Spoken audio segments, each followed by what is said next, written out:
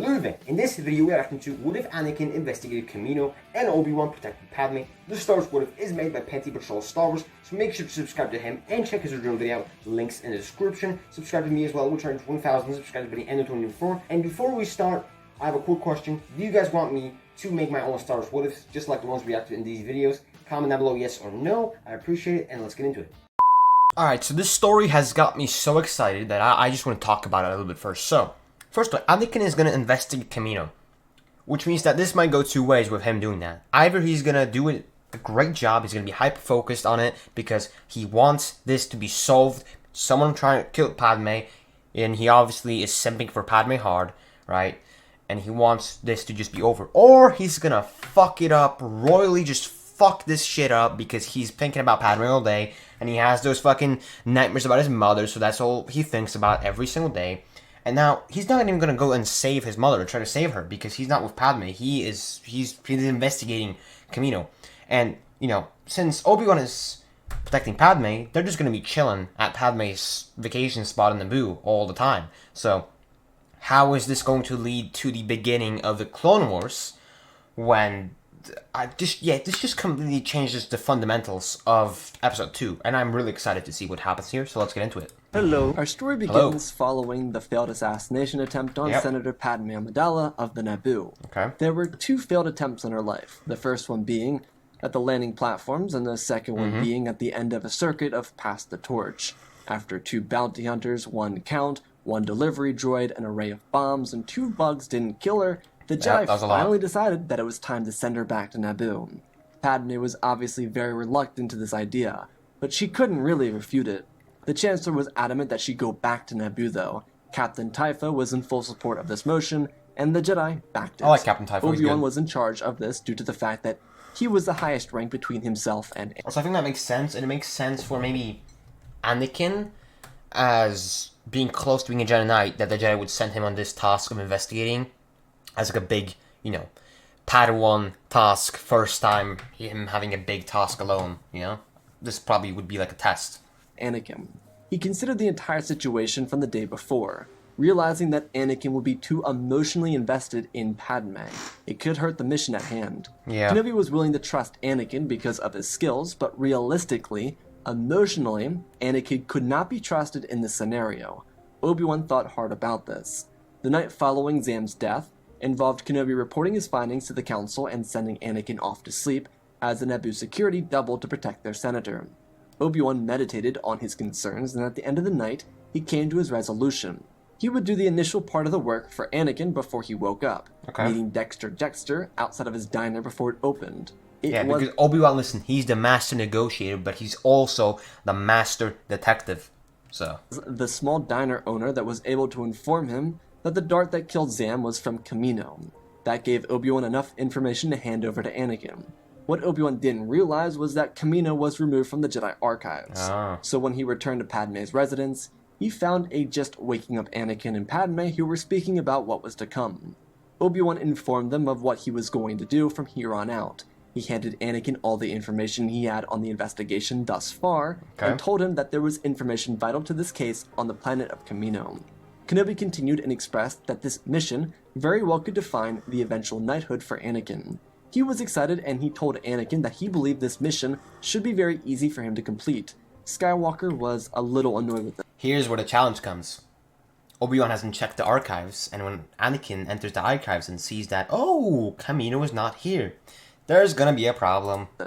He'd been asking for his first solo mission for months, and finally, when he gets it, he's sent to Kamino without Padme. It was outrageous and unfair. But he would do as his master asked him to do. Anakin did ask about Obi-Wan and what he would be doing, to which his master told him that he was watching over Padme. He would take her to Naboo and then escort her back upon the Council's orders. Again, being that Anakin was so emotionally invested in Padme, he was upset by this. Kenobi just wanted to oversee this leg of the mission as well. As Padme and Kenobi left, Obi-Wan reinforced his orders about contacting himself or the Council if he needed any assistance with this mission. Anakin understood as he watched his master in an undercover outfit and the love of his life stroll away back to Naboo with R2-D2. Padme was very relieved about this. The previous night, she had turned the cameras off in her room because she didn't want anyone watching her while she slept. While she was happy to see Anakin again and believed that he was a good friend, her focuses were on trying to stop the Military Creation Act from being finalized. Kenobi understood this, and due to his vast understanding of the political landscape they were now in, he wanted to be diligent when it came to making sure Padme got back to Coruscant before they ever got around to signing the Military Creation Act. The MC Act would make it appear that the Republic wanted war, which as a Jedi, Obi-Wan was inclined and even supposed to stop. The Jedi Master and Senator eventually loaded up into a civilian transport and they left the planet of Coruscant. Anakin, on the other hand, was annoyed, but he did as his master asked. He tried to force himself to see the positives in this situation. His biggest motivation was completing the mission himself, so that he could gain the rank of knight and do whatever he wanted. If Anakin was a knight, he could escort Padme to Naboo, or whatever. He truthfully, and even a bit selfishly, hoped that these debriefings in the Senate continue to elongate. Also, here's a problem. Episode 2 Anakin is the Anakin that's like the most emotionally fucking fucked Anakin. And he's hard simping for Padme so much, so this is going to be difficult. While he didn't really understand what was really at stake, he did know that if Padme needed protection and he was a Jedi Knight, he could be said protection, which in his mind was a good deal. Upon his return to the Jedi Temple, he went to the archives to look for Kamino so that he could chart a course and investigate. However, there was a small issue. The planet didn't exist. He eventually got around to asking Jocasta Nu, and she told him that if it wasn't in the archives, then it didn't exist. Anakin wasn't much for studies, but in an effort to figure out what was going on here, he decided to take a deeper look. The coordinates given to him by Obi-Wan showed a planet that should be just beyond the Rishi Maze. In accordance to his studies, the ones that he barely paid any attention to, all gravity in space... See, if Anakin paid attention to his monkey studies, then maybe this would have been easier. ...should have been offset. Because if there was no planet where there was supposed to be a planet, then the natural order of gravity would be different, or something, right? Anakin was able to get assistance from Master Yoda and a class of younglings. One of the children noted that if a planet existed and wasn't in the archives, then someone had to have deleted the information. Yoda agreed with the sentiment, keeping his eyes on Anakin, who thought it was odd but didn't question much further than that. Why would he? Didn't care. Didn't matter. Before Anakin left, Yoda stopped him and excused himself from the class. He told the Jedi apprentice, knowing that this was his first mission, to trust the Force. If something unpredicted came along, that he was instructed to contact the old folks' home frequency on Coruscant. It would put him directly in touch with himself or Mace Windu. Anakin smiled and nodded his head, thanking Yoda before rushing off. Yoda stood silently for a moment, watching Anakin dart into the distance, before turning back around and continuing his instruction with the students. Obi-Wan and Padme inside the civilian transport were doing just fine. They were catching up over some food and telling stories in a very civilized manner. Kenobi was very used to these types of conversations. In a way, having these conversations made him miss Satine. She was the light of his life, and being that Padme... Bro, imagine if, in this what if, Obi-Wan just steals Padme from Anakin? And Satine were very similar in personality, he couldn't help but notice his emotions on the matter. Oh no. He didn't let them arise. Oh no, right after I say it. Just something he consciously noted and moved on from. Padme did voice that she was glad he came along for the mission. As she switched topics and delved into her hopes for this, Obi-Wan listened. Just as he predicted, Padme would want to be ready and alert just in case there was a need for a call to action. The Senate could move on this bill any day now, and they needed to be ready. Obi-Wan completely agreed, informing her that he informed the council to keep him updated on the matter. Master Oppa Rencesis was watching over the Senate closely as it was, so this was an extra incentive for him to be locked in. Anakin, on the other hand, traveled with a little astromech, one he wasn't even familiar with. The droid's operating number was U9C4. They arrived out of he doesn't have R2-D2 with him. If R2-D2 was with Anakin here, that would have been cool, I guess. Hyperspace and detached from their hyperspace ring over the planet of Kamino. Anakin looked down and was confused, pulling up a hologram of the planets in the area from the Jedi Temple. It seemed like the youngling was correct. Someone did delete this planet from the archives, but then a question, one that didn't show itself inside the temple, crossed his mind. Why would someone delete an entire planet from the archives? Exactly. This is one thing. I think Anakin is kind of the Padawan that when he gets invested into something, he thinks about it real hard. So this might be good. Makes sense. What were they hiding? Anakin sped forward as he flew down through the atmosphere and landed on a small landing platform. He raised his robes over his head as he leapt out of the vessel and walked towards the facility. The doors opened up for him as he walked in. As he did, he was approached by a local, one who softly introduced herself as Tan Wee. She called him a Jedi Master, not even noticing the Padawan braid. Even if she had, she likely wouldn't know what that meant as it was. She expressed excitement to see him. Anakin was even more confused now. They were waiting for him? She continued on and mentioned that she would bring him to the Prime Minister. Anakin watched her turn around and panicked. What was he supposed to do here? He never paid attention during negotiations classes. All he had to go off of were missions with Obi Wan. And your master is the negotiator as well, so... Hopefully he could squeeze by these conversations, but even more, how would someone be waiting for them if someone else deleted this information from the archives? Maybe a member of the Lost 20, perhaps even another Jedi, such as a disappearing council member?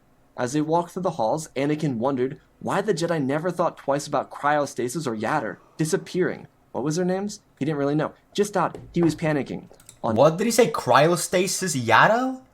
Oh my god, Anakin, you monkey. Naboo, Obi-Wan and Padme were going to her family's villa on the far side of the planet. Her family welcomed him with hugs and happiness. They remembered him from the God, her family's gonna like Obi-Wan as well, I know it. blockade days. He was crucial to saving their people. Obi-Wan was grateful to be with his family again. It had been too long. Solo was always a joy to see, even though she playfully teased her sister about Obi-Wan being the first boy to bring home.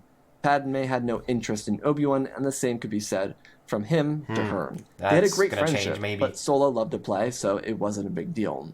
Obi-Wan spent time with the mother and father of the family, and they eventually settled in for dinner. Her name is Solo? This was a much better life in Obi-Wan's opinion. As much as he enjoyed the relaxation of her life on Naboo, he did hope that Anakin was alright. He almost checked in on him, but Obi-Wan was trying to actually trust his student. He believed Anakin would get this right. I mean, hey, to be fair, Anakin is doing well so far. Anakin was having an anxiety attack. He sat down across from Lama Su, who greeted him as a Jedi Master. Anakin did like the sound of that, but he was in over his head here.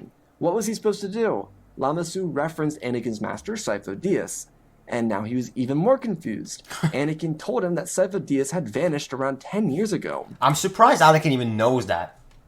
I wouldn't be surprised if Anakin was like, who? Who's that? Did they know anything about that?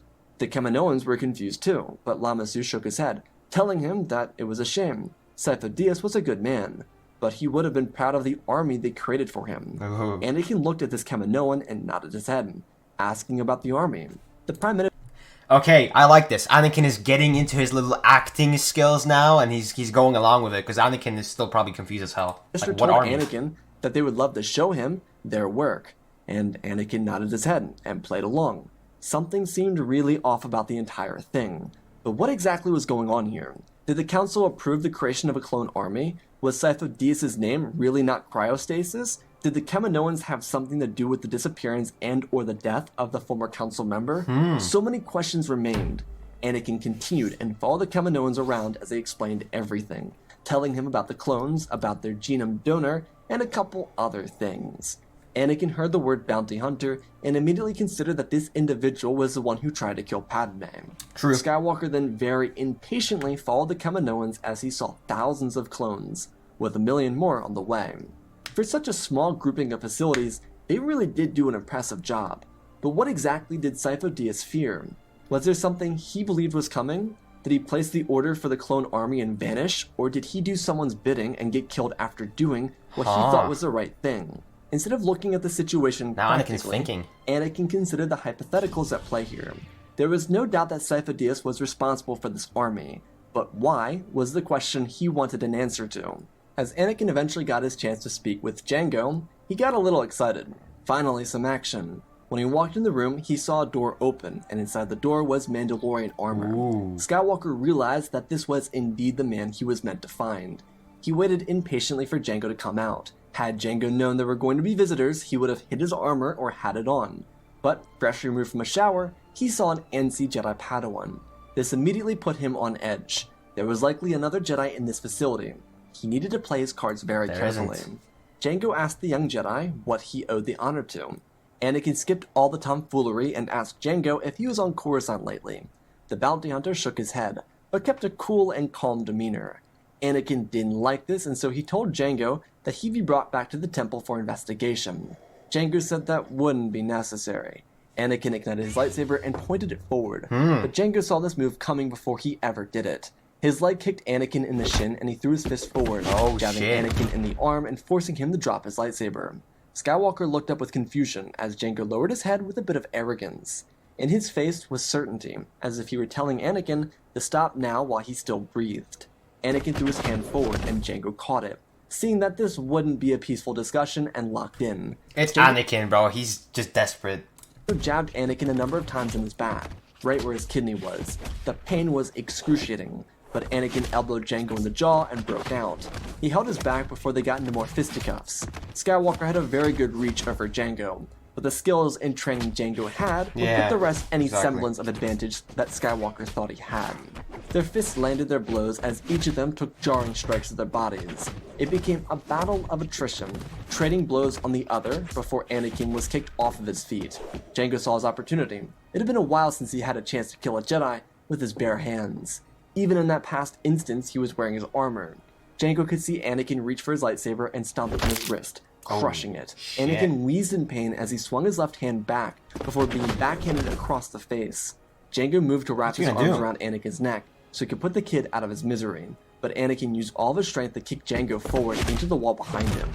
Anakin grabbed his lightsaber and with his broken wrist, used his left hand to ignite the weapon and swing upwards. The strike removed Jango's entire arm, as Anakin shoved his blade against Jango's neck, telling him if he moved another muscle, he'd be gutted like the filth he was. Shit, I like Jango this. taunted Anakin, telling This would be a way better Anakin, bro. him that those weren't words for a Jedi. Anakin got flustered, and Jango, despite the sheer amount of pain he was in, threw his other elbow into Anakin's rib, as he heard a cracking sound. Ow. Jango reached for the lightsaber as Anakin dragged the weapon around and cut his hand off, before using the force to launch him back into the wall, knocking him unconscious. Damn. Anakin turned back and pointed the weapon at the other two, telling them to stay back. Tan Wee was shocked, but Anakin needed some cufflinks. Not for Jango's hands, but his feet. As Skywalker was preparing to His feet. contact Master Yoda, Obi-Wan and Padme were sitting down for dinner, after a charming tea time and story hour. They were chuckling with each other as they sat down at separate ends of the table. I love how Anakin is just having all the action, while Obi-Wan is absolutely just chilling. This does fit, though, because Anakin is the one kind of that fits action. Obi-Wan is the more chilling one. So, this would be maybe a better episode 2. Padme asked Obi-Wan about his hopes and dreams, and he told her what he wanted for Anakin, and how Skywalker really was like a child of his. Obi-Wan's dreams and hopes revolved around his student. It was endearing to say the least, but Padme was hoping that Obi-Wan had his own hopes. It led to an interesting conversation about Satine, and of course, more laughs. The two of them were having a wonderful time.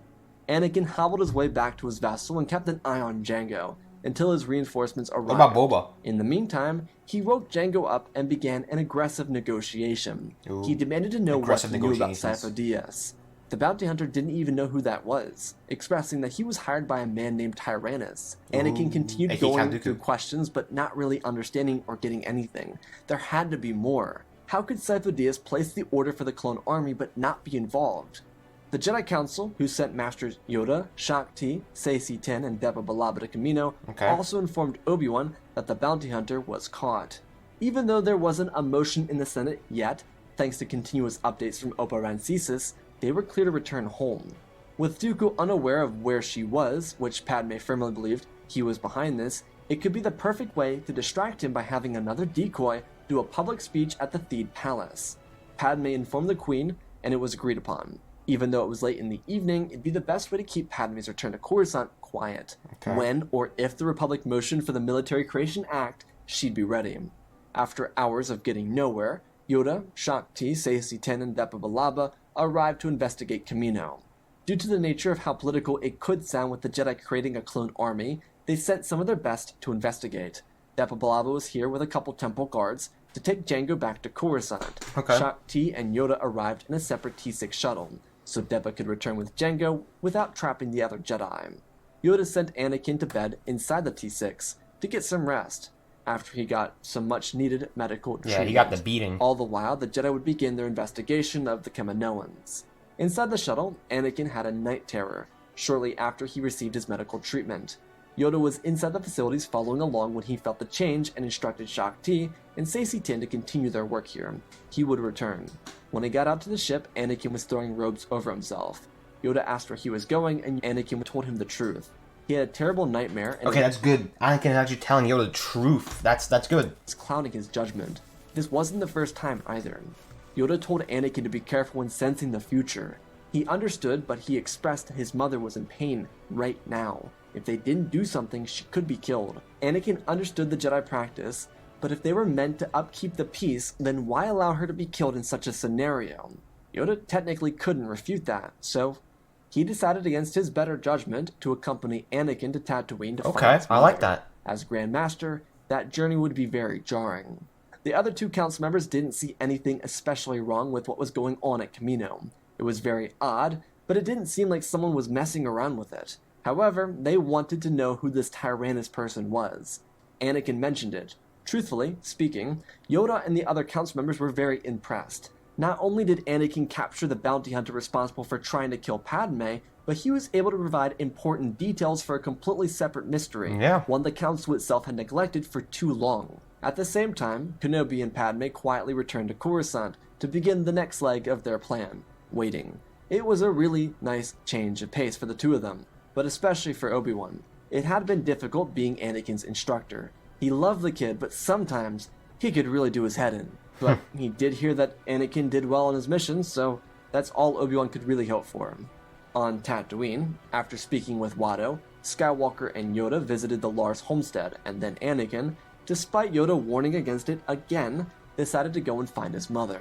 Yoda could sense the confusion, and he didn't want to encourage it, but at this point he needed to be there. For Yoda, there was no going back. He came here with Anakin, and he needed to finish the side quest with him.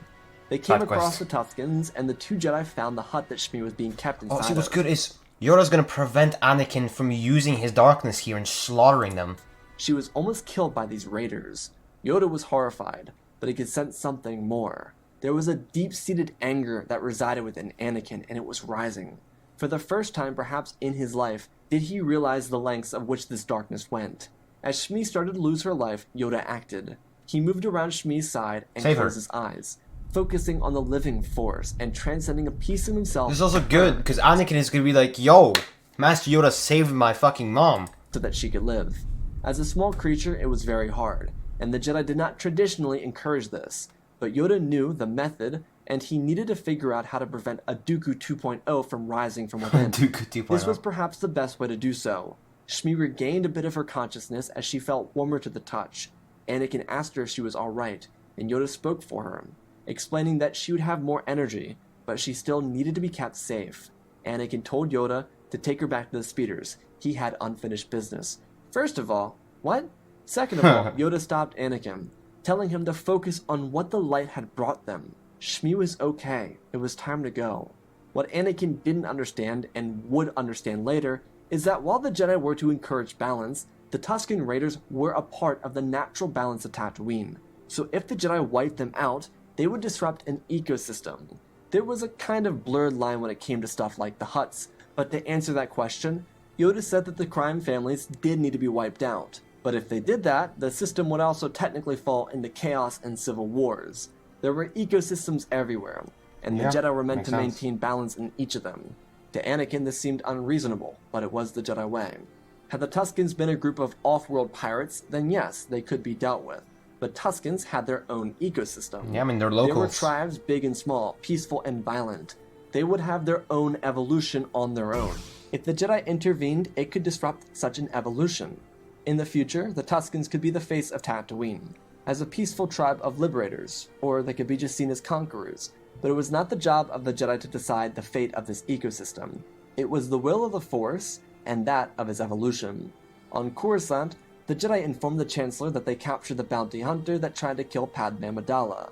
He was at first relieved, and then he realized that Jango was the same man responsible for the clone trooper genome. The Jedi, without Palpatine's intervention, gave Jango a deal. If he told them everything he knew, they'd take care of his wounds. So, he told them everything, and they gave him a new arm and a hand, and he got top medical care inside the temple before being sent to prison. It was a fair trade. He would never see prison because Sidious would suffocate him from another room, Oh, okay. believing that he stopped Okay, Jango alright. from potentially sharing anything of value. He already did That was kind of unlucky for him.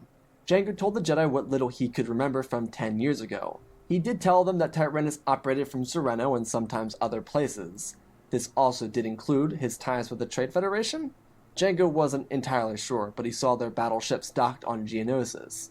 To the Jedi, it was clear that Tyrannus was probably Dooku. Yeah. There was no way around that. And the one man who almost ruined it all for the Jedi and the Republic was infinitely wrong one-liner man, Ki-Adi-Mundi. He once again suggested that Dooku was simply that, a political idealist. The Jedi Ki-Adi-Mundi, how about you just sit back and shut the fuck up? informed Shaak Ti and Saesee Tiin, as well as Anakin and Yoda, who were returning from their trip to Tatooine, after having saved Shmi and said their goodbyes to her at the Lars homestead. Yoda kept Anakin with him, who was still healing, and sent Saesee and Shaak Ti on a more in-depth investigation of the facility. Yoda and Anakin cornered Nala Se, Tan We, and Lama Su in the executive offices and demanded to know if they recognized Dooku. The Kaminoans caved, but they didn't know anything else. Anakin and Yoda didn't believe that, so they pressed further. On the other side of the galaxy, Sidious was worried. After learning about Jango being in the hands of the Jedi and killing him himself, hopefully, before he told them anything, he told his apprentice to take a task force to Kamino and kill the Jedi. They could not learn a thing. Despite Palpatine knowing that Anakin was sent there, he didn't need this information coming out, and because he didn't know Padme was home yet, he was able to convince Jar Jar to call for an emergency session inside the Senate. Palpatine's plans were to eliminate the Kaminoan leadership, save Nala Se because she was useful, potentially kill all the Jedi. But Padme is in the Senate, so yeah, you're stupid. And you know, on Kamino, there kind of is like a force of 200,000 clones that are ready to defend Kamino, probably, most likely, right? And then we have Yoda, Anakin, Saesee Tiin, and frickin' Monkey. So, yeah. Cover it up, and then gain emergency power to start the war. Palpatine was kinda stuck though. His initial plans went something along the lines of Padme died in one assassination attempt, Dooku would tell the Kaminoans to contact the Jedi, there'd be something similar to the blockade of Naboo, and he could pass the blame off of the clone army onto the Jedi. But now Palpatine was racing to make everything fit so he didn't lose his power, and so that he could maintain the status quo at the very least. So when Jar Jar called this meeting, he felt relief. All the racing in his head had disappeared. Until before the meeting started, Padme showed up with Obi Wan as her protector beside her. Jar Jar's original motion was put to sleep before it could ever be heard, and Padme revealed everything they learned thus far. The Jedi from Kamino had been rapid in communication with the Temple. Obi-Wan had everything he needed to convey what they knew now. From what it seemed, Dooku used a former Jedi Master as a scapegoat, and then murdered him. Dooku then used Sifo Dyas' credentials to create a grand army of the Republic. Obi-Wan explained that everything that was built up to this conflict was because of Dooku. It was either because he wanted to gain power for himself, or someone else to gain power within the Republic. As Obi-Wan was speaking, something inside Padme's mind clicked. She looked at her longtime advisor and saw the scowl on his face, and she turned to Jar Jar and whispered something inaudible to Obi-Wan in his ear. The Jedi Knight continued and said that the Jedi were investigating everything on Kamino. As he expressed, the last thing the galaxy needed was war. And if this information was made public to the Confederacy movement, the star systems that fled the Republic would return and they could make peace. As he stepped back, the Senate erupted into discourse from different star systems. Palpatine stepped forward and quelled the disagreements. He was always brilliant at the political side of things. Yeah, okay. He told them that these Lens were idealistic, but who knew if the Jedi could be trusted? Oh. This was an investigation that the Senate was not aware of, and it was not under Senate mandate. They were, after all, only supposed to protect Senator Amidala. Padme waited eagerly as she spoke up when Palpatine finished. He explained how they needed to militarize to stop the threats of the Separatist Alliance. Yeah, shush. When she got a chance to speak, she reiterated points made by her speech only days before. Following her assassination, in a deleted scene, Padme spoke about their need to avoid war. And finally, after years of neglect, she saw what Palpatine was. In that moment, when the Senate rallied around her voice to stop the creation of the security bill, Palpatine expressed that it was too late to continue and that they would pick up in their discussions in the morning. Yeah, okay. Obviously, that didn't happen when another assassination attempt forced her from Coruscant. Padme turned to Jar Jar and nodded her head. He stepped up as she expressed that her colleague had a motion he wanted to use when she was finished. Jar Jar spoke about Palpatine's desires to try and go forward with this bill, and Lady Amidala's desire to make sure the Separatists didn't see the Republic as trying to mobilize for the war. In an effort to stop all of it, Jar Jar expressed that there needed to be an end to these discussions, and it had to start at the top, calling for a vote of no confidence in Palpatine's leadership. Big W, bro! Big W! Yes, sir! Finally Jar Jar does something fucking useful. Filled his body as he tried to figure out how to counter this, but it was too late. Padme just showed the Republic his true colors, and at the second failure of her assassination and her ability to focus solely on this bill, the Republic could be saved from war. Padme saw it. For years, the courts were dragging their feet for the trial of Newt Gunray in the Trade Federation. Gunray was still the viceroy, and nothing had been done. Palpatine hadn't done anything to slow the growth of the Separatist movement, and when they finally showed power, he decided that an act of war was necessary? Not only this, but what Obi-Wan said resonated with her. Maybe Dooku and Palpatine were friends, and with political leverage, they could both retain the most power in the galaxy through war, but no more. On Kamino, there was trouble brewing. Dooku brought a really strong miniature task force. He landed with Trade Federation dropships and released Grievous and Asajj into the facility. Oh shit. Dooku was here to destroy any connections back to him, but it was already too late. Even though the Jedi didn't learn of the executive orders, Dooku was exposed as a whole. Anakin was wounded, so he was sent to defend the Kaminoans as Yoda confronted Dooku, while Shaak Ti and Saesee Tiin prepared for Asajj and Grievous. Damn. With the clones present, they were quickly enlisted in the combat for the first time. Dooku only brought B-2 battle droids, and he brought enough to kill who he was here for. There was a Trade Federation battleship over the planet, but its troops shouldn't be necessary. A duel with Dooku began as he told Yoda that he shouldn't have come. Yoda demanded for answers regarding Dooku's master, and he told Yoda that he should have been wiser to sense it. He and his master were closer than any Jedi and Sith had any right to be. Their blades thrusted together. Far from their duel was Saesee Tiin and Shaak Ti, fending off Grievous, Asajj, and dozens of B-2s. Oh, damn. From behind them came the clones. All sorts of them. Pilots, regs, commandos, captains, ARC troopers. Didn't really matter. They were here to defend their home. Good. The battle raged across the front edge of the facility. Saesee and Shaak Ti were struggling, but with the aid of the clones, who were ready for this, they were able to meet in a stalemate. Let's go. Anakin could hear the rumbling of blasters from the command room, where he was holding the captured Kaminoans. He wanted to be a part of the action, but he couldn't. Not in his condition. Grievous and his B-2s were overwhelming the clones, as Shaak Ti lost one of her Laku as she stumbled backwards. That's not good. Grievous nearly struck her down as a rocket blasted past Grievous and detonated a number of B-2s. A couple clones used grapples to hold Grievous back, but he pulled the clones into his blades as they did. Oh shit. Saesee struggled with Asajj. Despite her role as an assassin, she was not much younger than Obi-Wan and vicious. He was on the back pedal with her as the battle droids pushed the clone lines and started making their way for the command room where Anakin was. Dooku and Yoda were still struggling for control over their own battlefield. The Count was magnificent with the blade, Indeed. and Yoda taught him all of his moves, but the darkness within Dooku made him easier to combat for Yoda. He stepped back and around, using his speed and size to his advantage. They had done this tussle 100 times and again, only now it was life and death. Yoda got around Dooku, who blasted lightning at the Grand Master. He used all of his energy to bounce it back towards his apprentice. Dooku used a continuous line of electricity, and Yoda harnessed all of the power and sent it back into him. It was no longer a contest of the blade, and Yoda didn't want to do it, but it was necessary. Dooku was so consumed with his own power and proving it to Yoda that he was unprepared when that power came back at him and enveloped his body. He cried out in pain as electricity cut through him, and after what felt like centuries, he fell to the ground, lifeless. the Battlefront 2 Yoda frowned noises. before grabbing his lightsaber with the Force and running out into the combat. Epic He fight, came though. from behind the B-2 droids, as he cut through their forces when they couldn't see him. From the legs, shoulders, or chest, he ripped through each of them. Yoda leapt from battle droid to battle droid as he moved to control the battlefield.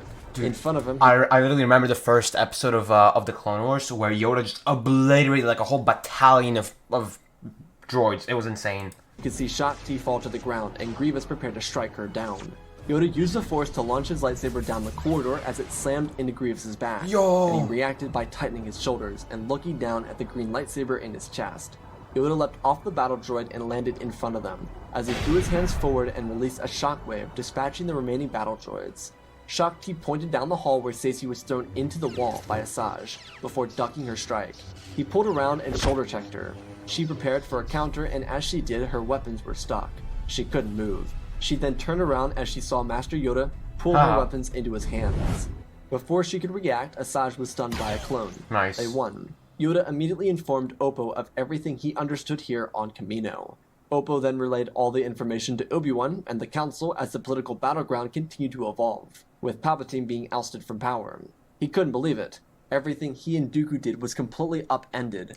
He wanted to kill everyone here, but the rule of two needed to survive, and he hadn't mastered immortality, and Dooku wasn't worthy enough to be a Sith Lord in his mind. Palpatine left quietly as a re-election began. The Jedi Council, on the other hand, with the guidance of Oppo, who had been watching everything, put it together. From the sentiments made by Senator Amidala and Master Kenobi, along with the evidence from Kamino, Jango, and what Yoda said Dooku said, it was clear that it had to be Palpatine. Yeah. Yoda always was close with the Chancellors, and that was evident throughout his career as a Grand Master. The Sith Lord had to be Palpatine. As the former Chancellor left his offices, he was jumped by the remaining council members on planet and sedated. Nice. They did the necessary checks and they found that Oppo was right. Instead of giving him a morally sound death, they buried him in liquid duocrete, and then allowed it to solidify. They would eventually use this duocrete to turn Palpatine into a pillar inside the Jedi Temple. That's savage. These motherfuckers should have said, hey, you're the last Sith Lord alive, one of the most powerful ones in the world. Let's make you a fucking pillar in our temple. Minds of the Jedi, it was a poetic way for the Sith to die. Despite Maul playing with snakes on an acid rain-filled trash world, his brother would never come look for him. Asajj Ventress would be imprisoned for her work to try and start the war, or simply put, collaboration. The Clone Army fiasco was something that the Jedi and the Republic had to ease their way through, but the result would be that of a unified government, one that could focus on tackling the issues left behind in the Palpatine administration. Despite all the carnage unfolding within the Republic, and their attempts to bring the Separatists back into the Republic, Anakin found himself a newly promoted Jedi Knight. Nice, he couldn't be happier, and Obi-Wan couldn't be prouder.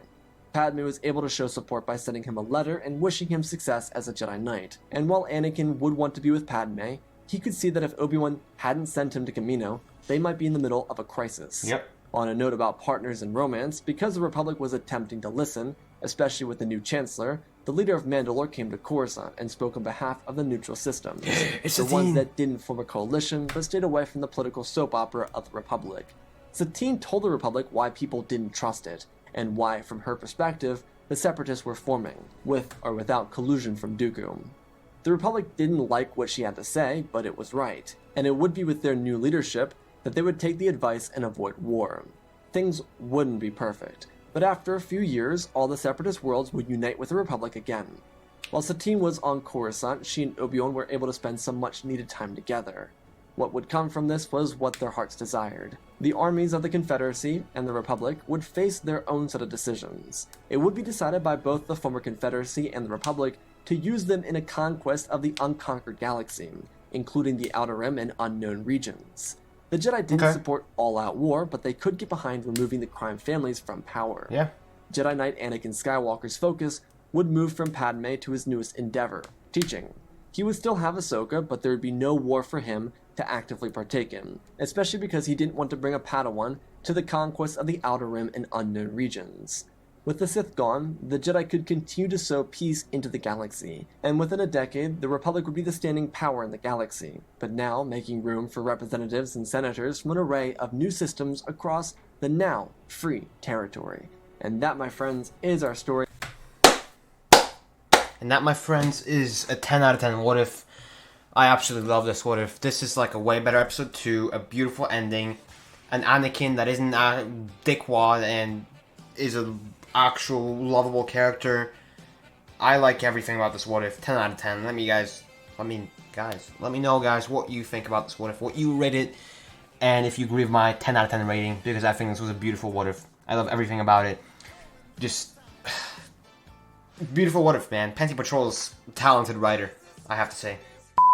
That is it for this video, guys. I hope you enjoyed. If you did enjoy, make sure to subscribe to Pente Patrol Star Wars and check out his original video out. Links in the description. Subscribe to me as well, as we're trying to reach 1,000 subscribers by the end of 2024. Like the video if you enjoyed, and turn your face on to be notified the next time I post a video like this.